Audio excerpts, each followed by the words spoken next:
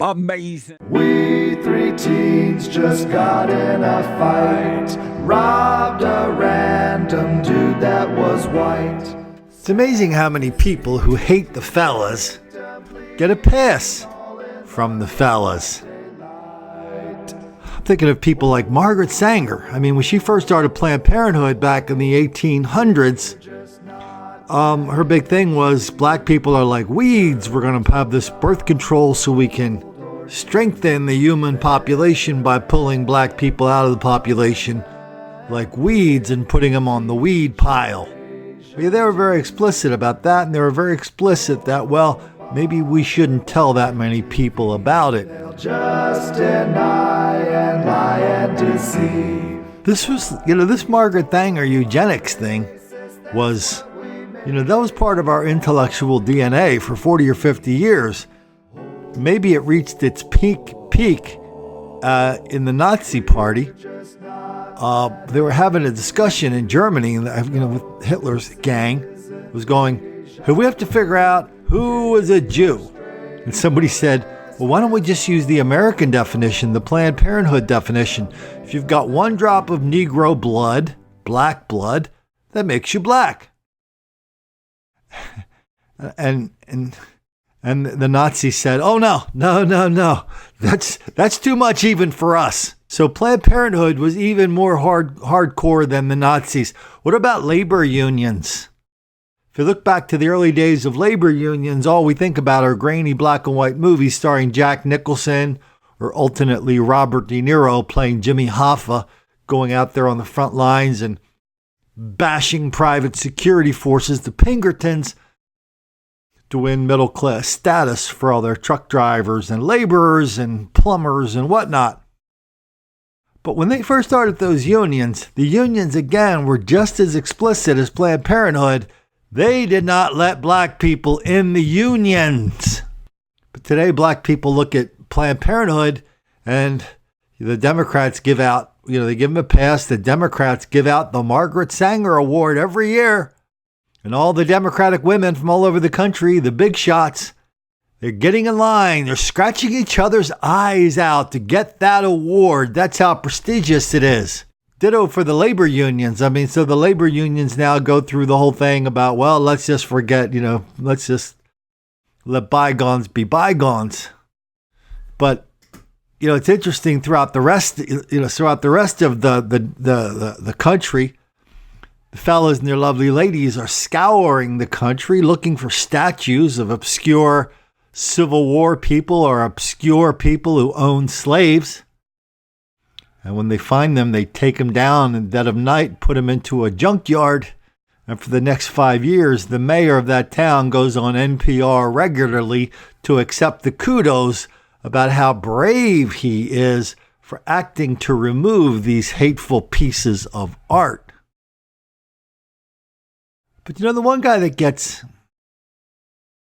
probably a bigger pass than anybody is Gandhi. Stick with me here for a minute. We're going to veer out of our lane, but then we're going to veer right back into our lane. And if you haven't heard this story about Gandhi, you are going to be shocked. So Gandhi, was really one of the first guys where the world community and the world media, they back around the 30s and 40s, they basically just kind of started picking people out one at a time. And Gandhi was really the first one, I think. He was kind of like unofficially declared kind of the moral superstar of the universe. So anytime anybody had any kind of question or disagreement, somebody would traipse on over to India, sit at Gandhi's feet and ask him a question about this or that, and Gandhi would give him some oblique answer and send them on their way. One of the things that people misunderstand the most about Gandhi is his philosophy. The Western press translated it as nonviolence. The philosophers will tell you that we cannot define an object in terms of what it is not. So to say something is nonviolent is to give this thing some nebulous, vague, non-meaning, and it doesn't really tell what Gandhi was all about. So Gandhi and other people have probably more accurately described his philosophy as truth in action. So back in the 30s and 40s, they were fighting the Brits to get the Brits out of India, as documented in lots of movies, lots of TV shows. There's Gandhi walking around in his underwear, fighting the British non-violently. But he believed in people living on these little farms with these weaving their cotton, their mills, or whatever they call those wheels. And a very simple life, almost, kind of like Thomas Jefferson thought we would have in this country. And so their whole thing over there was, listen, we believe in truth and action. Don't come around here telling us how to live if you're not going to be showing us by example. But Gandhi had a little bit of experience, a little bit of a past with the fellas and the lovely ladies that for some reason everybody seems to want to forget, even though Gandhi, of course, was the big influence on the Reverend Dr. Martin Luther King Jr. I mean, people still think of Gandhi as being important because it's like, hey, if we believe this is what we have to do.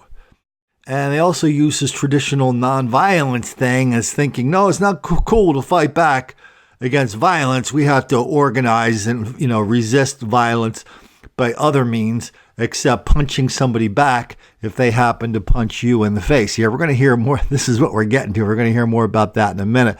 But why don't we go to the Washington Post from a 2015 story that I've been reading about ever since mid-'80s, I would say, at college. I remember reading the guts of this story in Commentary magazine in college. It was pretty much said, here's the real Gandhi. Gandhi did not like the fellas, not even a little bit. So Gandhi, he was, a lot of Indians back then, like now, I think Gandhi went to Uganda. That's where a lot of people from India settled in Uganda. They thought, well, we can make a life here. What they didn't think is they could make a life with the people they called the Aboriginals or the natives. Because one thing that pissed Gandhi and all of his buddies off, but especially Gandhi, is they were fighting for rights from their British colonial masters in Africa and later in India. And so Gandhi was doing the same thing he did in India. He did them in Africa. He would have some kind of peaceful resistance. He would sit in a train car and say, no, I'm not moving, even though this car is marked, for white people. I'm sitting there. So when Gandhi and Indian people were running around Africa, when they started out, there were only two designations. There was black people and white people. That was two ends of the spectrum. So Gandhi comes in and gets arrested for resisting, for protesting for the ability to hop on a white section of a train. And they take him to jail and they put him right in with the fellas. Oh no, Mr. Gandhi no likey. Here's something he wrote. This is from the Washington Post. Here's something, quote, Gandhi wrote in 1908 about his prison experience. This is what Gandhi said. Quote, we were marched off to a prison intended for Kafirs. By the way, Kafirs is an expletive in South Africa. There, our garments were stamped with the letter N, which meant that we were being classed with the natives. We were all prepared for hardships, but not quite for that experience. We could understand not being classed with the whites, but to be placed on the same level with the natives, the fellas, seemed too much to put up with. And this is just kind of moving around a little bit. In 1939, Gandhi justified his counsel to the Indian community in South Africa against forming a non-European front. Quote, I have no doubt about the soundness of my advice. However much one may sympathize with the Bantus, i.e. the fellas, Indians cannot make common cause with them. Well, this goes on and on and on and on. In 1904, the City Council of Johannesburg voted to allow Africans to live alongside of Indians. This is all from the Washington Post. Gandhi wrote in 1904 that the council, quote, must withdraw the Kafirs from the location. about this mixing of the Kafirs with the Indians, I must confess, I feel most strongly. I think it is very unfair to the Indian population, and it is an undue tax on even the proverbial patience of my countrymen. Later on in India, at a speech in Mumbai, until the last couple of years called Bombay, at a speech in Mumbai in 1896, Gandhi said that the Europeans in Natal wish to, quote, degrade us to the level of the raw Kafir, whose occupation is hunting and whose sole ambition is to collect a certain number of cattle to buy a wife with and then pass his life in indolence and nakedness. No, Gandhi did not really have much time for the fellas and their lovely ladies, but this gets a lot stranger. Let's do one more example from the Washington Post. One of the first battles Gandhi fought after coming to South Africa was over the separate entrances for whites and blacks at the Durban post office. Gandhi objected that Indians were, quote, classed with the natives of South Africa, who he called the Kafirs, and demanded a separate entrance for Indians, which he later got. So none of that makes any difference to the fellas today. I mean, they still lionize him. They still lionize his techniques. But it gets even stranger. So as we mentioned earlier, the press and the world back in those days, they would take turns appointing somebody like the great moral arbiter of the universe. So there was Gandhi in the 40s. He was kind of succeeded by Albert Schweitzer in the 50s and 60s. Then maybe Martin Luther King came along and took his cape.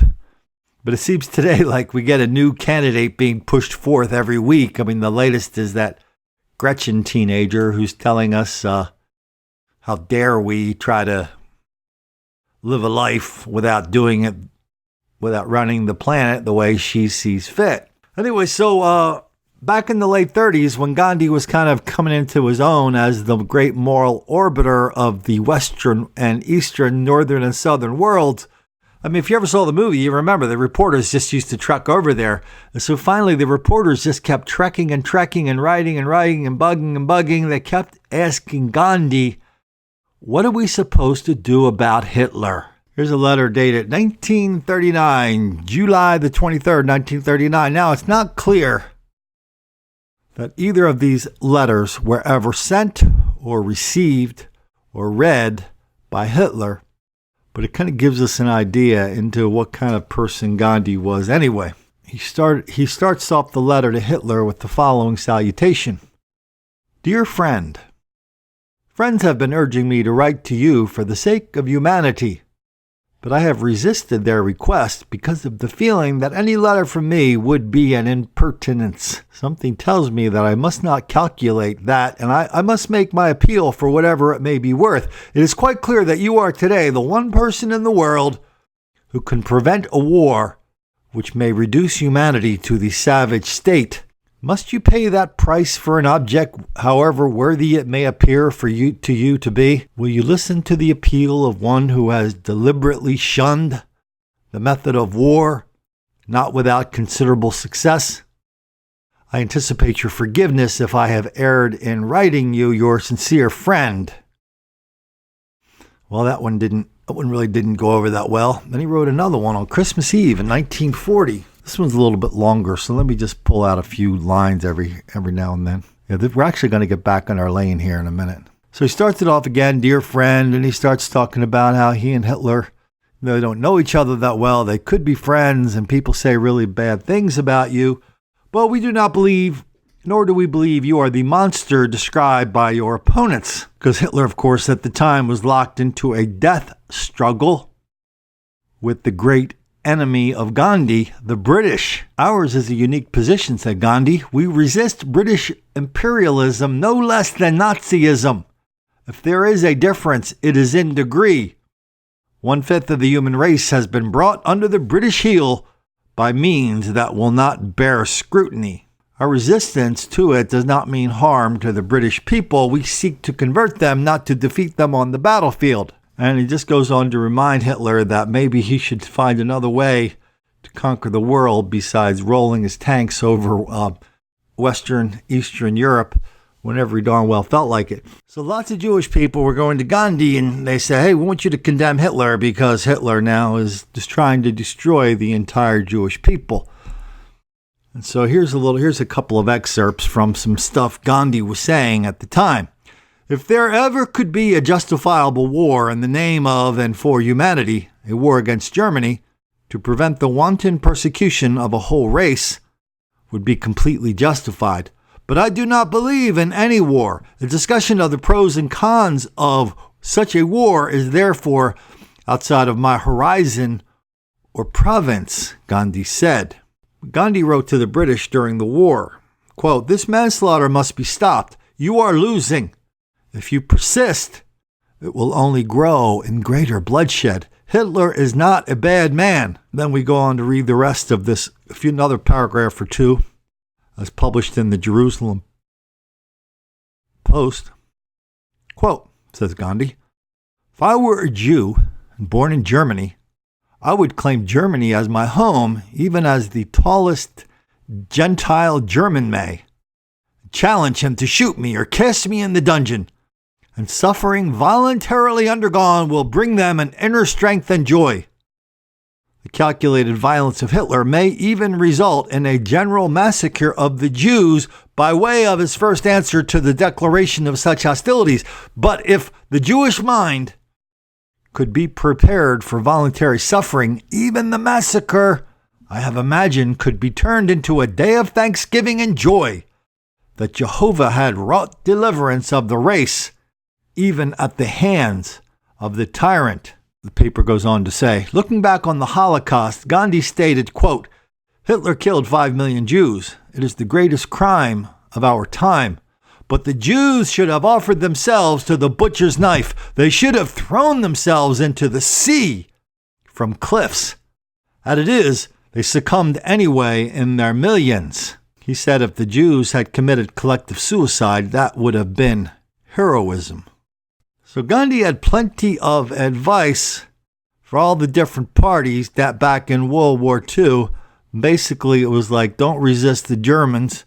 They told the Brits not to resist the Germans because, the Brits were losing, so why not just cut your losses? And he told the Jews not to resist the Germans because that would take you from a moral level of X height down to X minus 90%.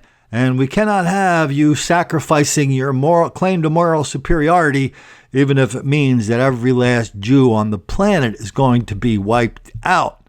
So I couldn't help but hear the echoes of Gandhi in a lot of the advice that we're hearing now from Jewish writers, Jewish activists, and reply to all the black on Jewish crime and violence being focused in New York.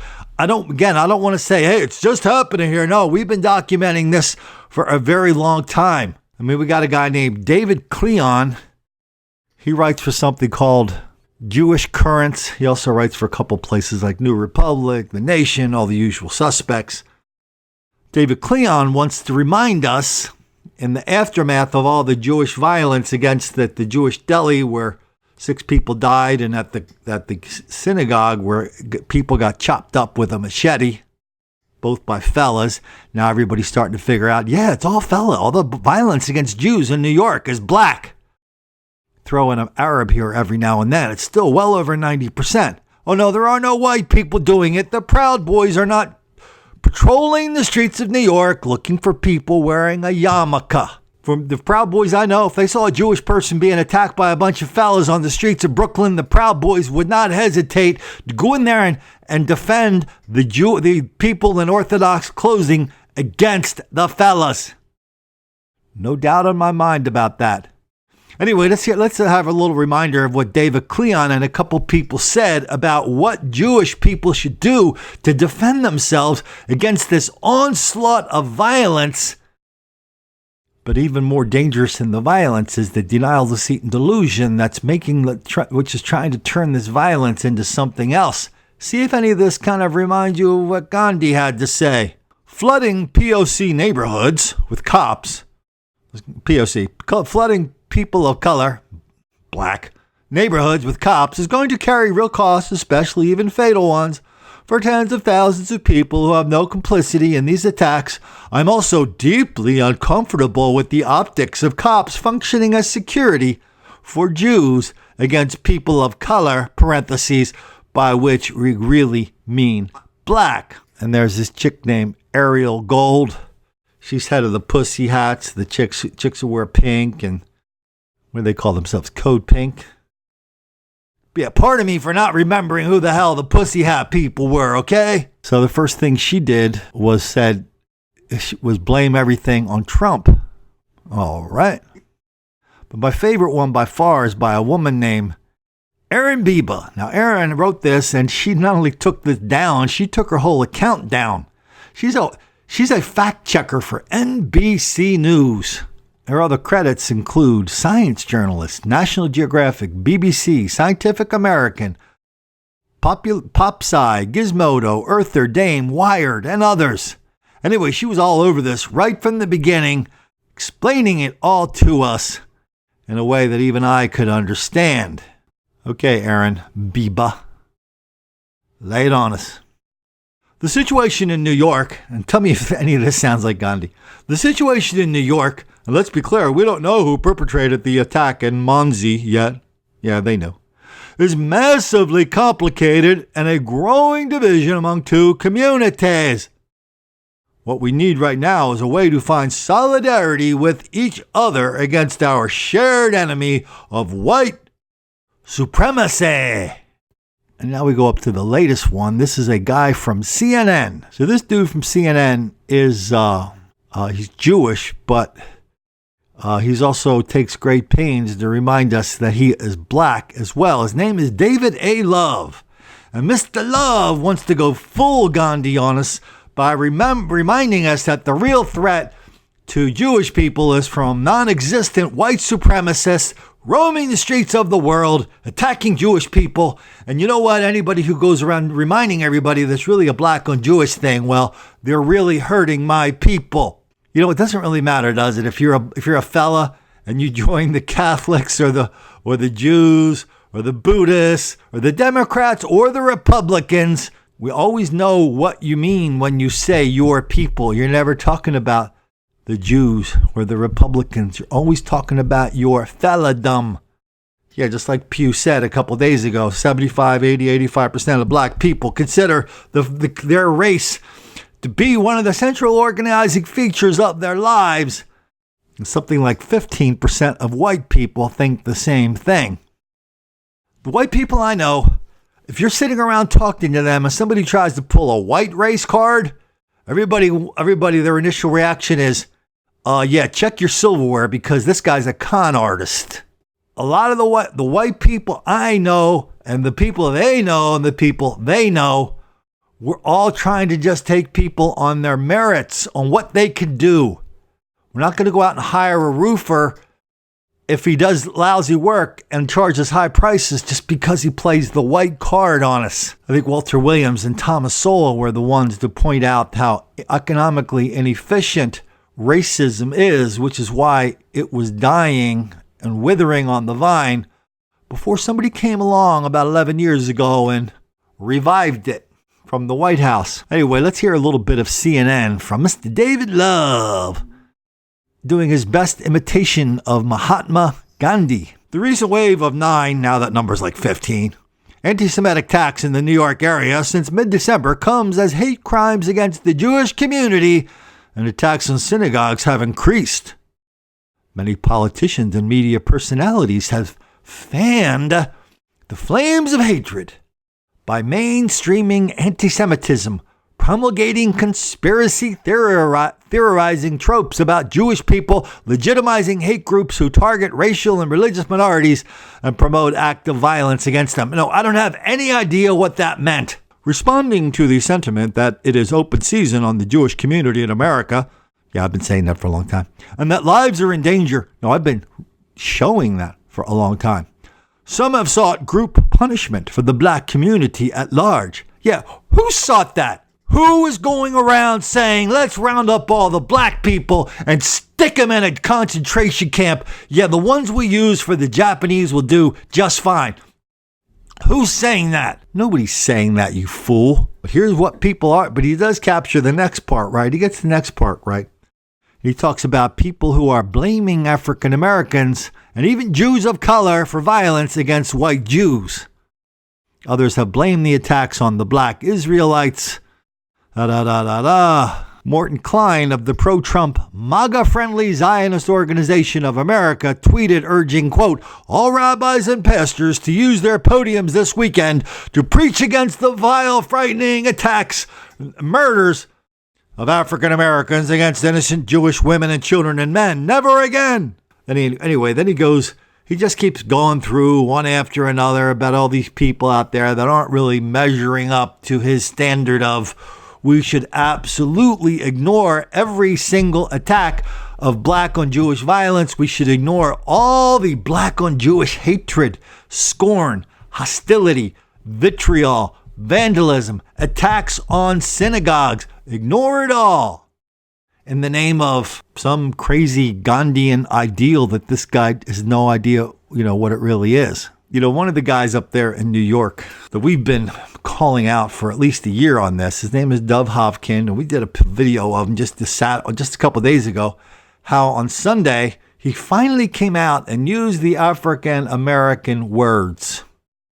He finally said who was responsible for all this violence and hatred and scorn and vitriol against Jewish people. He said it was African American people, but he didn't really stick with that because he just kind of blew over that. Then he got to the real point of his story, which is, oh yeah, I know who did it all. I know who's responsible for all of it. It's really Bill de Blasio. Come on, man. De Blasio? Listen, there's no de Blasio fans here. He's a clown. De Blasio is not the one roaming through the streets of New York, clunking Jews over the head or robbing them in parks near Columbia and Barnard University and stabbing them and killing them. Then he goes on to say about all these people out there who are talking about people must work together to solve hate with the knowledge that their suffering is interconnected. Visibly identifying members of all religious groups, they have much in common.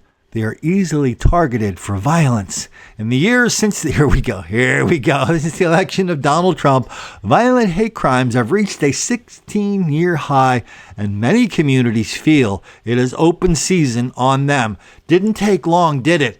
The moral equivalence that, okay, listen, you got me on this one. Yeah, black people are going crazy in Williamsburg. They're attacking Jewish people morning, noon, and night for any dang reason they feel like, because they just like doing it. I'll give you that. But you got to give me this, that all communities are suffering this kind of violence. Yeah. People like white supremacists led by the Proud Boys.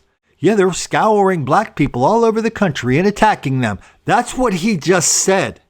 And this whole idea of virtue display, which Gandhi basically created, the whole idea of sticking your chin in the air, make a moral pronouncement, go back to your farm, do some weaving, have some inappropriate relationships with 12-year-old girls. Yes, that's true too. But always maintain your moral superiority under any circumstances. And that's what this guy's trying to do, stick his chin up in the air and just say, yeah. Black people are victims. No matter what it sounds like otherwise, we are the victims. I don't know what Gandhi would think about if he came back here today. Would he like it that all the fellas up in the United States are basically acting not too much different than the fellas he knew in Africa that he had no time for? I don't know what he would think about the fellas, but he for sure would recognize when they start talking about tactics, about not answering violence with violence, forming coalitions, resisting. I mean, all that's pure Gandhi, right? But that requires a certain, Gandhi wasn't just talking about moral superiority. He was actually living it and showing people how to do it. And he wasn't perfect, and his crowd wasn't perfect, but they were perfect enough to run the Brits out of India without firing too many shots. And so what would Gandhi do if he came over here and he saw the fellas attacking Jewish people? Then he looked around and he saw this enormous level of crime and violence, mayhem and chaos that is destroying so many neighborhoods in this country. Do you really think Gandhi would just look the other way? Do you think he would just look at the fellas and go, well, after all, they were slaves for 4 billion years. When Gandhi was doing his thing in South Africa, I said Kenya, I meant South Africa. They knew what slavery was all about. They had slavery. People had slavery in the world. They knew what it was all about. For some reason, when Gandhi was talking about the fellas not mixing with people from India, Gandhi wasn't talking about slavery, excusing everything that they could do. He just did not want anything to do with them. Nobody's pulling his statues down.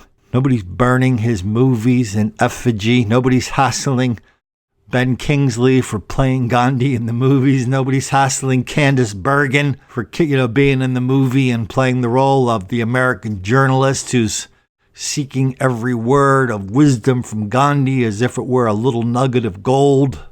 But to me, it's really, the bottom line on this thing is it's weird how many Jewish people, how many people maybe who even should know better, they just keep, their biggest act of resistance is resisting looking at reality and seeing what reality is. So their biggest act of resistance is advocating doing what needs to be done when you are confronted with intense and regular, predictable, often fatal violence. Yeah, Gandhi said, shrivel up and offer it up to your moral superiority. Even if 5 million Jews have to die, good luck to you. That's the same kind of advice we're getting here. That's the same kind of advice the fellas are giving to Jews. That's the same kind of advice Jewish liberals are giving to Jews. Roll up on a ball on the ground and don't defend yourself no matter what happens, because if you do, you may sacrifice a little bit of your moral superiority, as if our ability to defend ourselves is not our highest and most unassailable human right. Odin Du Bois, the cops I'm calling. I know it's so exhausting being you, even though you're always uninviting. Everyone knows what people do it to.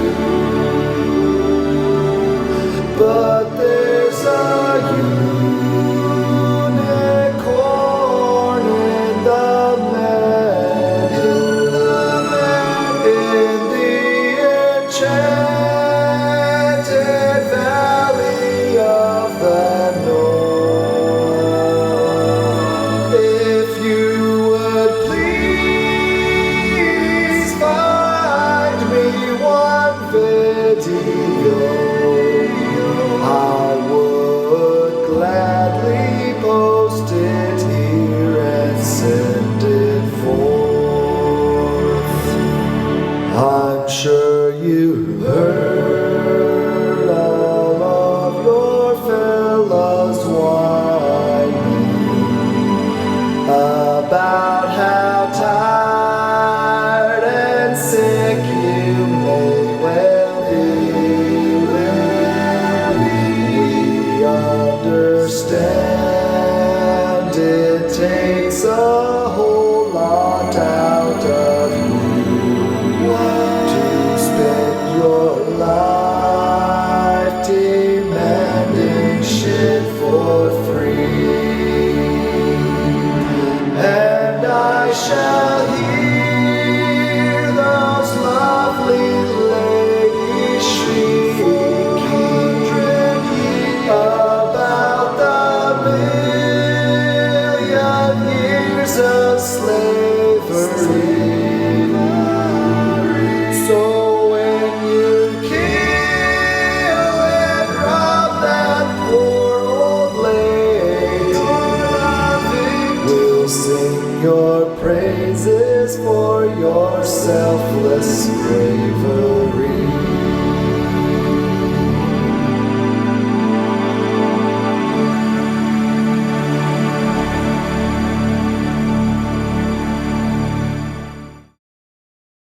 here's what should be a run-of-the-mill story, but our national media turned it upside down on its head 2 years ago when they turned a woman in St. Louis into a villain for trying to ask a fella to show his key before she would let him into her building. Because that's how you stop burglars. That's how you stop unwanted people from coming into your condo, and everybody knows that except for the people that made her a villain. Now we get a video of almost the same kind of thing about a fella breaking into a building. But here's the thing. Let's just watch the video. Then let's talk about an alternative, or let's listen to the clip.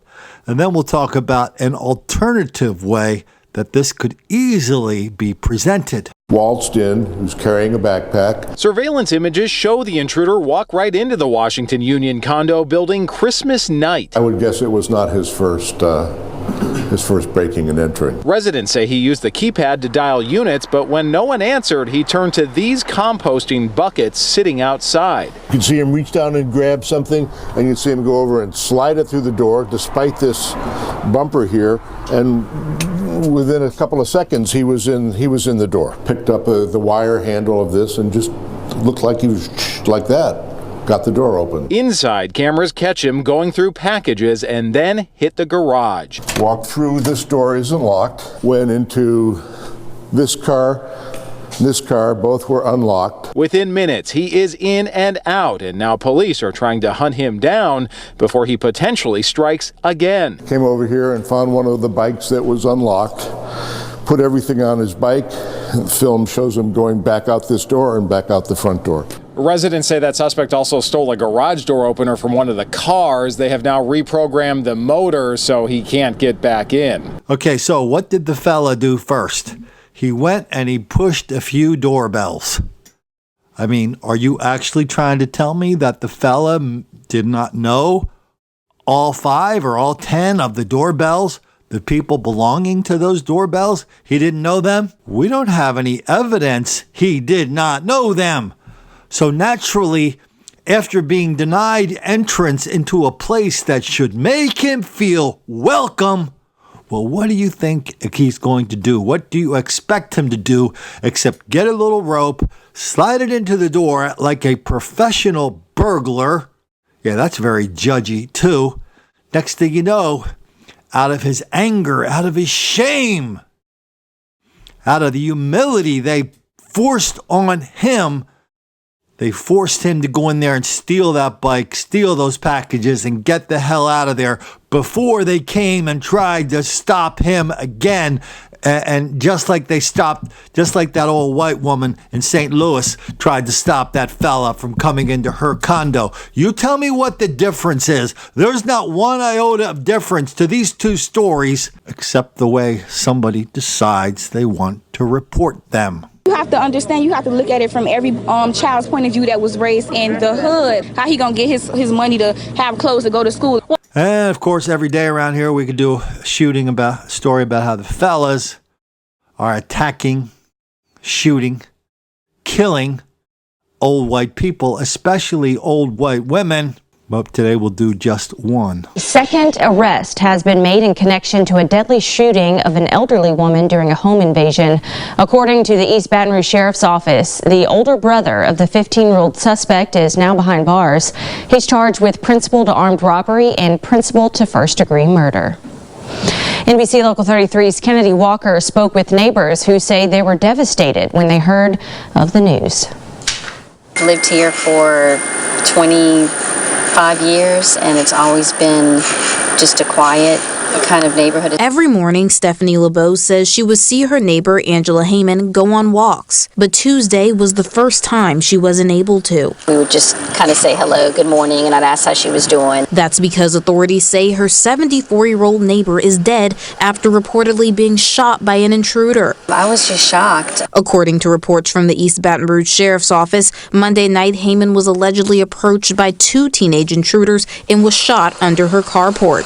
Authorities say Tuesday after hearing the shot. Heyman's husband went outside and exchanged gunfire with one of the intruders, which resulted in him being shot and running to a nearby home to seek help. LeBeau says she lives a few homes down from the alleged intruders. We weren't shocked because we knew that he had been getting into trouble. We had heard that he had kind of gotten in with a bad crowd and was just doing some things that he shouldn't. Both alleged intruders have been charged. Other neighbors say it's frightening to know something like this is capable of happening in their quiet neighborhood. It's disturbing to know that things like this can happen anywhere, no matter where you live. I don't know who's going to be the first one to bell the cat.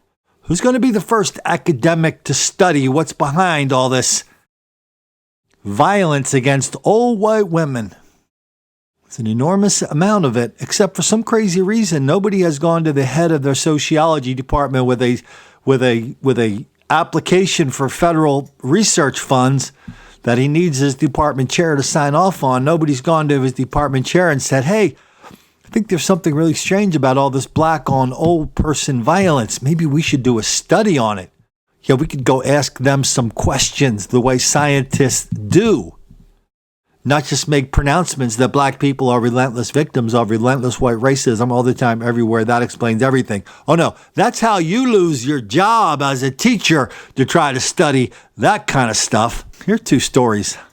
I don't know why they came up on the same day, but they did. Two kidnapping stories. They both could have turned out way worse than they did. We begin Fox 5 News at 10 with the search for a man and woman police say he kidnapped. We just got a hold of some surveillance video. It is disturbing.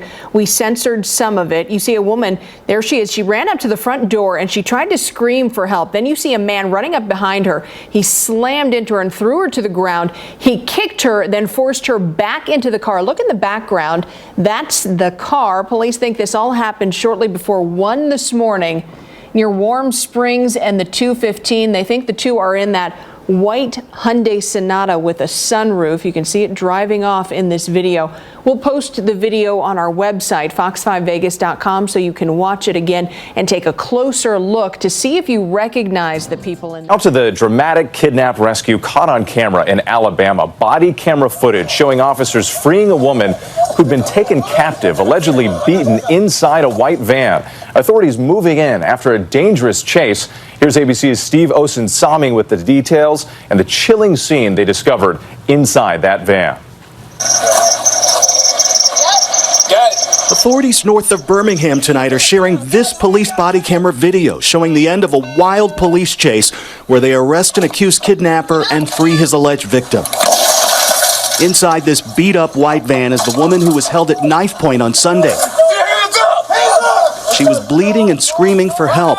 Police negotiated for more than half an hour and were able to get her out first. Still inside is the man police are identifying as Sean Sanders, who was not giving up easily and had to be tased. We were just terrified because we didn't know, whether he had a gun, whether he's going to be shooting or what. Witnesses say he tried to drag the woman into the woods and was stopped by a man from a nearby church who followed the van and called police. I didn't have all the facts.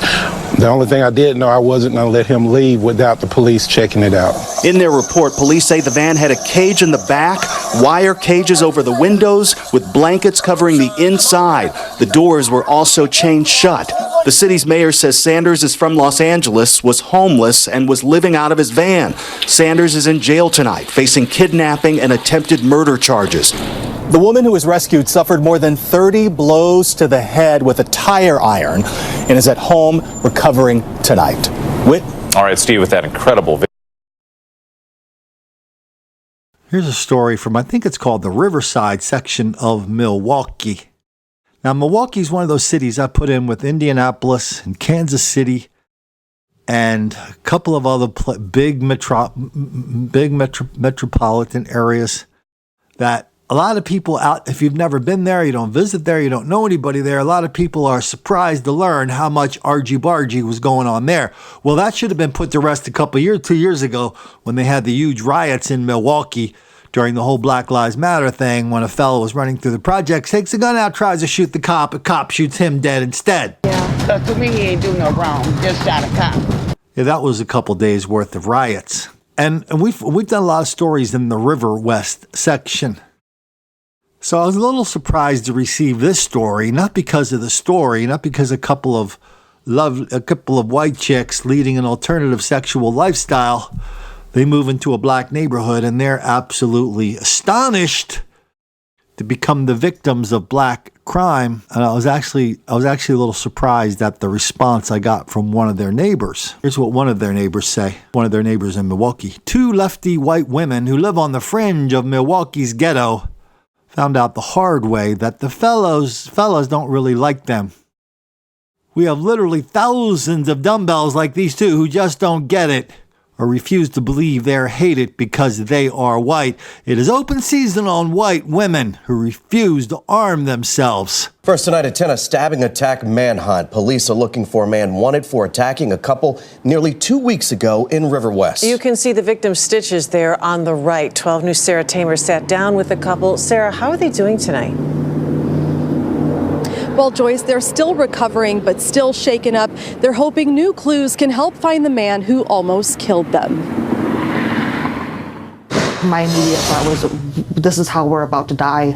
You know, we're not even going to be able to meet our daughter. We're not going to see 2020. Chelsea Moretti and Lexi Kidam are still trying to wrap their heads around what happened on the evening of December 21st. We made dinner together, sat down and watched a little bit of TV. They were inside their home near Frantney and Meineke when the couple's nightly routine turned into a nightmare. Not even maybe 3 minutes later, he was just in our doorway. He didn't hesitate to come right into our bedroom. A man they say they don't know entered their house and tried to kill them. They say the doors were locked. Took us completely by surprise. After he came in the room, the first thing he did was he was over her, started demanding money. At first, we're like, what? What? And then the next thing he did was he pulled back a little bit and he said, "You scream and I'll kill the baby." I got stabbed 4 times in the arm, 3 times in the leg, and there's one in my back that is said that if I had not thrown myself over her the way that I did, he would have hit the baby. Photos from Milwaukee police show the suspect, who was later seen on surveillance near 49th and Lisbon. Police describe him as a black male, early 30s, slim build, last seen wearing a gray coat, light pants, and black and white tennis shoes. What is your message to the guy who did this to you? Why? What reason did you have? There's a lot of unanswered questions. Or why were we left alive? This man didn't wear a mask. He, spoke to us to where we believe we would be able to identify him. And he reminds us what kind of neighborhood River West is. They brag about their diversity, but at the same time, everybody who lives there has kind of made a deal with the devil. They accept getting their brains bashed in, their heads smashed in by the fellas. The lovely ladies are stealing anything not bolted down. Flash mobs bust up convenience stores, car thefts, assaults. This is another neighbor. Armed and strong-arm robberies, many of which are covered up or sanitized by the media. Fellas prey up on the university students that are housed in rentals. Politician, businesses, schools. They all talk up the diversity come together bullshit. White guilt in River West is at epidemic levels. And now we understand that also means dangerous levels. This isn't exactly Milwaukee, but it's kind of like Milwaukee on steroids. Right up the street in Madison. What is it, 100 miles from Milwaukee? I forget what it is. So Madison is known as one of the most liberal towns in the country with one of the most liberal universities in the country. So a week or two ago, they put out a video. I don't know, some like fraternity put it out. 2-minute video. It's kind of one of these like, hey, check out the University of Wisconsin in Milwaukee. We're a cool school. Well, there weren't many black people in the video. I think of the 33,000 people who go to that school, I think there's like less than 1,000 people there. Yeah, you've got to have good grades to go there. Yeah, there's a lot of smart people there. Anyway, aren't that many fellas at the school, but it turns out the New York Times did a big headline story on it. And the gist of the story was, what were they thinking? Not putting black people in that video. And so they just kind of castigated the university, the people there. Here's one thing you can always count on doing without worrying about anybody ever, trying to gainsay you or disagree with you. You can always say, well, the University of Wisconsin, Madison, has a long history of racial strife and trouble. Yeah, well, you can say that about anywhere to justify any ridiculous idea you have today. So the fellas today at Madison, that's the most liberal campus in the country. They lay the red carpet out for fellas there. They beg them to come to Madison. There are all sorts of special opportunities there. There are tutors. There are special classes. You can get a degree from the University of Madison, Wisconsin if you're a fella or a lovely lady, even if you're not up for the work. That can happen, especially if you're an athlete. But none of that pampering is enough for them. No, we want to be in your video. Yeah, this is like back in 1492 when Columbus sailed the ocean blue. Really, when you go to a school, everybody, all of a sudden, everybody's talking about we have to start teaching our teachers. So you take people who aren't academically fit to even be at your school, and the very first thing they want to do is turn around and start teaching you how you should be teaching them. You let people into your school who aren't academically fit, and they turn around and say, no, you're not academically fit. Guess who wins? Ask Gandhi. The morally superior beat the intellectually superior all day long. They beat them like a red-headed stepchild. They beat them like a drum. Fill in your own favorite beat them like a metaphor right here. When you niggas gon' unite and kill the police motherfuckers. When you niggas gon' unite and kill the police motherfuckers. And most people think black people can't be racist either, by the way. All right, let's head down to Houston. We're going to get kind of a glimpse at criminal justice reform, kind of a sideways glimpse. A fella killed a cop yesterday or the day before. HOU 11 Investigates has learned that DeVoris Henderson has a violent criminal history that includes a previous charge of running from police. Jeremy Rogowski joins us now with a look at the background on this suspected cop killer. Jeremy? Russ Henderson has pending or recent criminal cases in Harris, Fort Bend, and Montgomery counties. And on social media, he bragged about how cash bonds could not keep him in jail. On Instagram, this accused cop killer uses the handle The Real Killer Dre. DeVoris Henderson posted this video outside of jail. 3 cases, look at this. Boasting how he bonded out in several criminal cases and still had a handful of cash left over. And the kid's still back at it, man, like a crack addict. When Nassau Bay police pulled Henderson over for a traffic stop Tuesday night, he had open warrants for family violence. One case started at this golf range where court records show he attempted to block his ex-girlfriend in the parking lot. He followed the woman, cut her off at another location, and put her into his car. In another assault case involving the same woman, the mother of his child, Henderson allegedly yelled, "Open the door or I'll shoot you." Court records say he put his hands around her neck to choke her and threatened to knock all her teeth out of her mouth. The Real Killer Dre, as Henderson calls himself online, also has pending cases in Montgomery County for theft and evading police. And in Fort Bend County, Henderson was arrested about 3.5 years ago on drug and weapons charges, as well as failing to identify himself to police. However, those cases were dismissed. He was a juvenile at the time. Because to me, he ain't do no wrong, just shot a cop. All of a sudden, we start learning a whole bunch more about this fella and about this long history of guns, drugs, money, bitches, and violence. Long history of it. He's not that old. And how the criminal lifestyle for him was a source of ecstasy and joy. That's what he loved doing. That's what we're going to see on this thing. Now he's in jail for killing.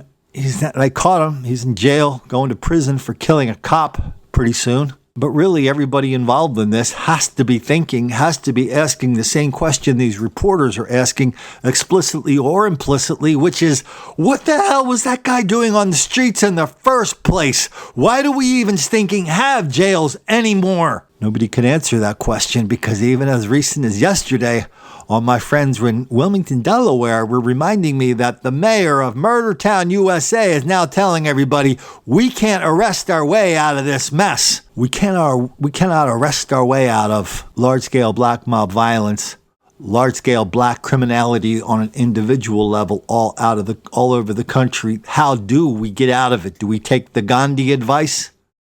Do we just lie down, stick our chins in the air, declare ourselves morally superior as the violence continues? The hatred, the scorn, the resentment, the murdering of cops. We just sit there, and our last thoughts are Gandhi would have wanted it this way. And please don't tell me this has nothing to do with criminal justice reform. Criminal justice reform is a movement.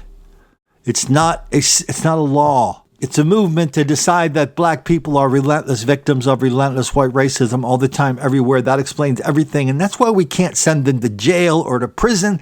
That's why we can't stop them. That's why we can't frisk them. That's why we can't arrest them, put them on trial, convict them, send them to prison, let them out till they can do the whole damn thing again. We can't do that anymore. That apparently doesn't work.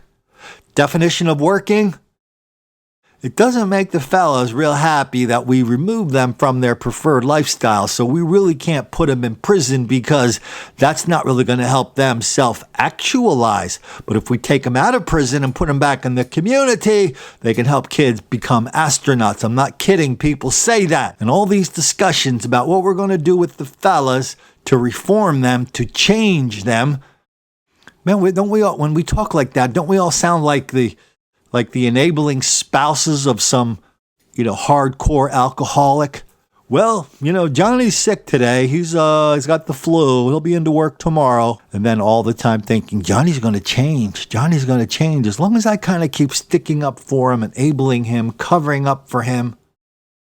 Oh yeah, we know in those situations, the people who enable the drinking, the drug use, the drug addiction, those people are sicker than the addicts themselves. And that's what we're looking at with this criminal backhand look at the criminal justice system now. This guy's out on the street because of an idea that somehow if we just keep letting him out, he'll figure out the kindness of our ways, want to be our friend, take mercy on potential victims he's targeting.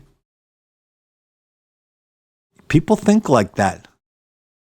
And in a Gandhian sense, more importantly, they act like that. This is exhibit number 1 million, of a fella that should have been nowhere near freedom, but we put him back out on the streets because some idiot, some insane person decided he was going to be perfectly fine out there. And besides, he probably won't kill any cops for at least a couple of weeks. Can't we just get some people in there to make a decision about protecting law-abiding people who stick by the rules, who stay inside the box, pay their taxes, go to church, take care of their family? What about them? Doesn't anybody even give a good goddamn about them anymore? Not even for 1 second? If so, show me the stories. Show me the stories when they're doing this criminal justice reform stuff about how we got to help the little fellas. Show me the stories where people are going, hey, what about the victims of the fellas? What are we going to do about them? Yeah, that's not cool. I never hear that. Because calling out the fellas and their enablers for perpetuating the greatest lie of our generation, the hoax of black victimization, calling them out, exposing that, it makes the black kids angry. Talk to you tomorrow.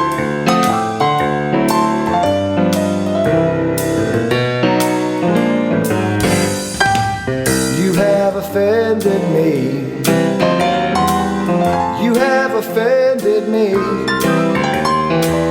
Well, the Jews, they just don't care. They've got mounds of success and refuse to share. I'll throw rocks at your children and rip out their hair, 'cause you have offended me. You have offended me. You have offended me. Calling fouls at a football game. I broke your jaw, but you're the one to blame. And I could kill you if I think you're lame, 'cause you have offended me. Oh yeah, you have offended me. Many folks say that the mainstream media sucks and spreads bullshit amplified. Thank God they do it all for us, 'cause naive white liberals are on our side. And as the years go by, many of you will die. It's no use, it's your destiny. I'll never stop talking about slavery, even though no one was there, including you and me. Oh, you have offended me. That's right, you have offended me. All together now. You have offended